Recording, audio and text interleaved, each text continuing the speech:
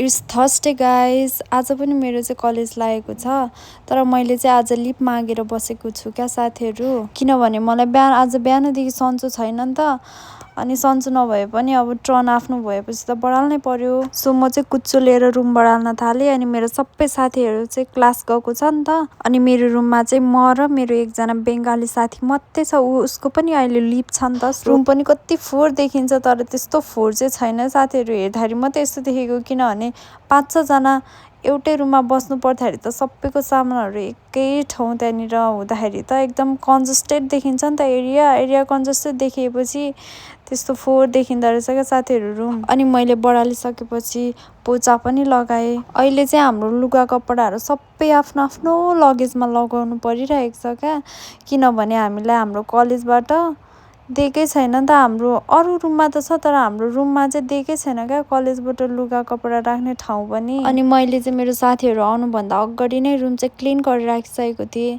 अनि त्यसपछि चाहिँ म छततिर गएँ साथीहरू मेरो लुगा उठाउनुको लागि। हिजै धोएर सुकाएको थिएँ नि त मैले लुगा। यस्तो कडा घाम लाग्छ कि, यस्तो कडा, एकैछिनमा लुगा सुक्छ क्या साथीहरू यहाँनिर चाहिँ। दिउँसो अनि क्लास नलाग्दाखेरि, क्लास नजाँदाखेरि पनि कस्तो बोरिङ हुन्छ।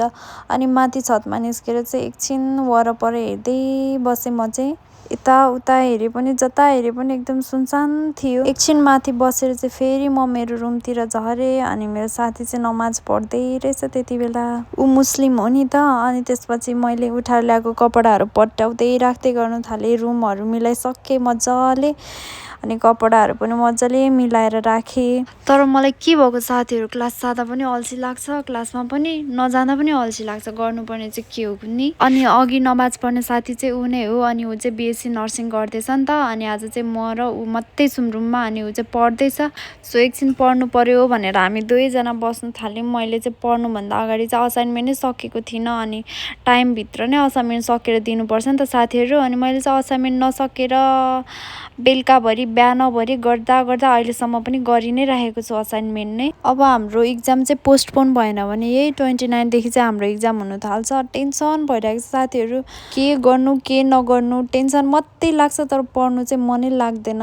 त्यही माथि हाम्रो कलेजले हामीलाई अहिलेसम्म स्टडी लिभ पनि दिएको छैन क्या साथीहरू। स्टडी लिभ दिएको भए पनि त हुने। त्यही भएर म चाहिँ छिट्टो असाइनमेन्ट सकेर चाहिँ पढ्नु थाल्नु पर्यो भन्ने सोचेर चाहिँ असाइनमेन्टतिर लागेको साथीहरू।